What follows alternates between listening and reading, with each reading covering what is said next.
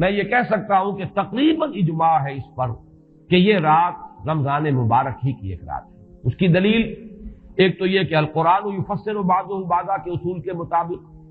قرآن مجید کے اندر سورہ بقرہ میں واضح کر دیا گیا شہر رمضان الذی انزل فیہ القرآن، رمضان مبارک کا مہینہ وہ ہے کہ جس میں قرآن نازل کیا گیا، اور یہاں فرمایا انا انزلناہ فی لیلۃ القدر، ہم نے اس کو اتارا ہے لیلۃ القدر میں۔ ان دونوں کو جوڑیے تو اس کا ایک لا محالہ جو ایک انیویٹیبل رزلٹ نکلتا ہے وہ یہی ہے کہ یہ لیلۃ القدر رمضان مبارک میں۔ دوسری اس کی تائید ہوتی ہے وہ مشہور حدیث جس کو الحمدللہ کہ ہم نے بہت عام کیا ہے، رمضان مبارک کی آمد سے قبل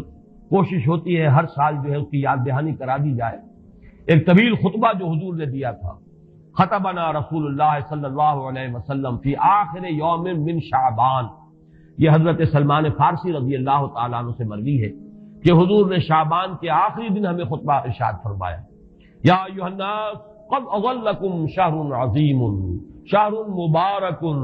شہر فیہ لیلۃ خیر من الف شہر، لوگوں آگاہ ہو جاؤ، تم پر ایک بہت مبارک مہینے نے، بڑی عظمت والے مہینے نے سایہ کر دیا ہے، سایہ فگن ہو گیا ہے تم پر ایک مہینہ جو بڑی عظمت والا ہے، شہر عظیم جو بڑی برکت والا ہے، شہر مبارک، اور تیسرا جملہ اس میں یہی ہے شہر فیہ لیلۃ خیر من الف شہر، وہ مہینہ کہ جس میں ایک رات وہ بھی ہے کہ جو 1000 مہینوں سے افضل ہے۔ ان دونوں چیزوں کے حوالے سے تقریباً دلائل بھی موجود ہیں، اور ویسے یہ کہ جیسا کہ میں عرض کر چکا ہوں اجماع ہے کہ یہ رمضان مبارک ہی کی ایک شب ہے، لیکن رمضان مبارک کی کون سی شب ہے اس پر بعض مفسرین نے تو لکھا ہے کہ 40 قول ہیں۔ چنانچہ صاحب تفسیر مظہری قاضی ثناء اللہ پانی پتی نے، میں نے وہ تفصیل تو نہیں پڑھی،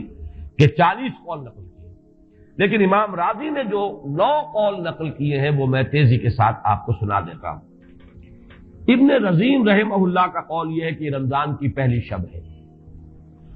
حضرت حسن بصری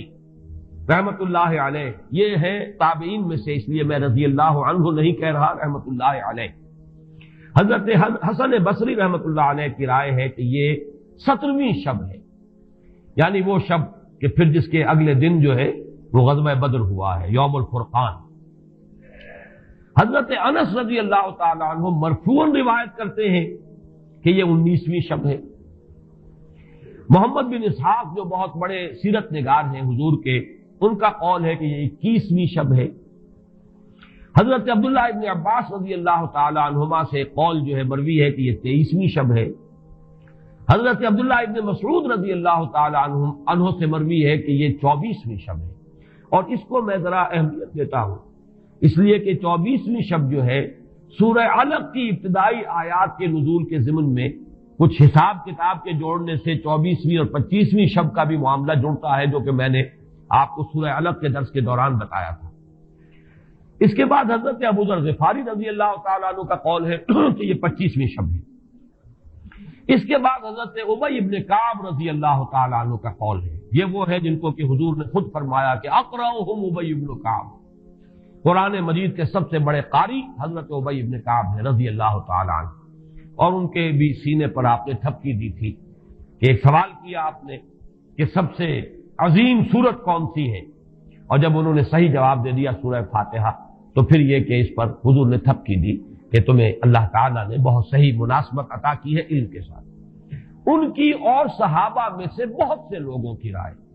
یہاں تک کہ یہ کہا جا سکتا ہے کہ بقیہ اقوال جو ہے وہ شاذ کے درجے میں ہے، اور یہ گویا کہ اگر اجماع نہ کہا جائے تو بہت حد تک اتفاق کے درجے میں ہے کہ یہ 27ویں شب ہے۔ اور اس 27ویں شب کے ضمن میں حضرت عبداللہ ابن عباس سے ایک روایت میں پہلے آپ کو بتا چکا ہوں کہ 23ویں شب، لیکن 27ویں شب کے ضمن میں جو مختلف روایات حضرت عبداللہ ابن عباس رضی اللہ تعالی عنہما سے مروی ہیں، ان میں بھی کچھ لطیف نکات ہیں، وہ میں بعد میں بیان کروں گا۔ اس کے بعد ایک شاذ قول اور بھی ہے کہ یہ 29ویں شب ہے۔ تو یہ گویا کہ 9 ہے اقوال، جن میں سے بعض جلیل القدر صحابہ کے ہیں، عبداللہ ابن مسعود، ابو ذر غفاری، ابن عباس، ابی ابن کعب، لیکن یہ ہے کہ سب سے زیادہ جو اتفاق اگر اجماع نہ کہا جائے تو 27ویں شب پر ہے۔ اس 27ویں شب کے بارے میں حضرت عبداللہ ابن عباس نے 3 نکتے بیان کیے۔ ایک نقطہ تو یہ ہے کہ یہ پوری سورہ مبارکہ جو ہے سورۃ القدر، اس میں 30 الفاظ ہیں اور ان 30 الفاظ میں سے 27واں لفظ ہے ہیا حتی مطلع الفجر، یہ 27واں ہے۔ اس کے اعتبار سے گویا کہ انہوں نے ایک ربط قائم کیا ہے کہ یہ 27ویں شب ہے۔ ایک بات انہوں نے یہ کہی ہے کہ اللہ تعالیٰ کو وطر محبوب ہے، اللہ وطر و یحب الوطر، اللہ خود بھی اکیلا ہے اور وطر کو پسند کرتا ہے۔ پھر یہ کہ وطر جو ہے اب رمضان مبارک کے اندر اگر وہ وطر شمار کیے جائیں گے تو 14-15 وطر بن جائیں گے، لیکن اس میں چونکہ آخری عشرے کے بارے میں بہت سی روایات جو ہے ان کا تقریباً اجماع ہو جاتا ہے کہ آخری عشرے میں، تو آخری عشرے میں بھی 5 وطر آئیں گے، 21ویں، 23ویں، 25ویں، 27ویں، 29ویں۔ لیکن حضرت عبداللہ ابن عباس کہتے ہیں کہ 7 کا ہندسہ اللہ تعالیٰ کو بہت پسند ہے، اور بہت سی چیزیں جو ہیں عالم تکوینی میں بھی اور عالم تشریعی میں بھی بہت سی چیزیں وہ ہیں کہ جو 7 کے ہندسے کے ساتھ وابستہ ہیں۔ 7 آسمان ہیں، 7 زمینیں ہیں، ہفتے کے 7 دن ہیں، طواف کے 7 شوط ہیں، سعی بین صفا والمروہ وہ بھی 7 مرتبہ ہے،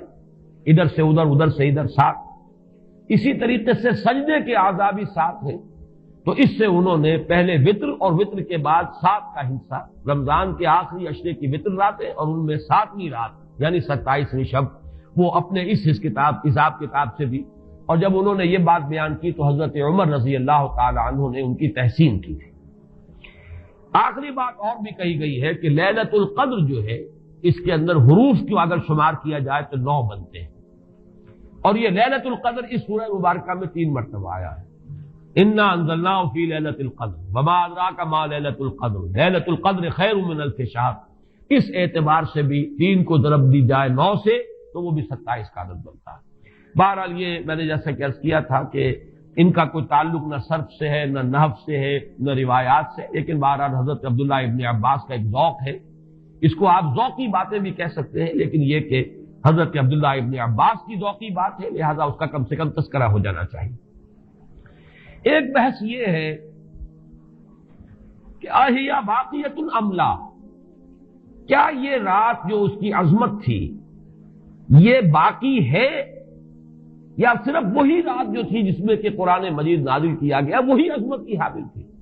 انا انزلناہ فی لیلۃ القدر، یا یہ کہ اب بھی ہر سال یہ رات آ رہی ہے تو اسی عظمت کی حامل ہے، اسی قدر و منزلت کی، اسی برکت کی حامل ہے؟ اس پر بھی تقریباً ایک اجماع ہے کہ یہ لیلۃ القدر باقی ہے، ہر سال آتی ہے۔